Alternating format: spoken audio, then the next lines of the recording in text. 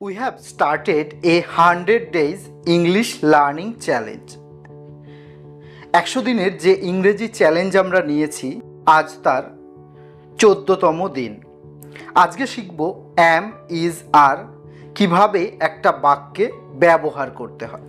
তবে তার আগে আজকের যে 5টা শব্দ সম্পর্কে আমরা জানব সেগুলো হলো হ্যাপি, হ্যাপি মানে খুশি, টায়ার্ড, টায়ার্ড মানে ক্লান্ত, ডক্টর, ডক্টর মানে ডাক্তার, স্টুডেন্টস, স্টুডেন্টস মানে ছাত্র, টিচার, টিচার মানে শিক্ষক।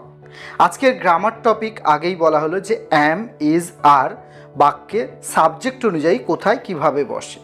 মনে রাখতে হবে অ্যাম বসে আয়ের পরে, হি, শি, ইট অর্থাৎ থার্ড পারসন সিঙ্গুলার নাম্বারের পরে ইজ বসে, আর প্লুরাল নাম্বার হলে তারপরে আর বসে। যেমন আমি খুশি, আই অ্যাম হ্যাপি, সে একজন doctor, he is a doctor, আমরা ছাত্র, উই আর স্টুডেন্টস।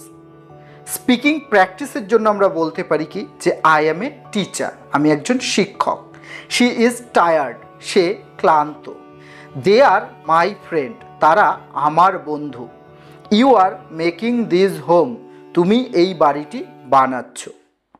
তাহলে আজকে আমরা কি শিখলাম? সাধারণত একটা বাক্যে অ্যাম, ইজ, আর কোথায় কোথায় কিভাবে ব্যবহৃত হয়। এভাবেই ছোট ছোট বিষয়গুলো যদি আমরা দিনে দিন শিখতে থাকি তাহলে দেখব আমাদের ইংলিশ দিনের দিন এমনি ইমপ্রুভ করছে।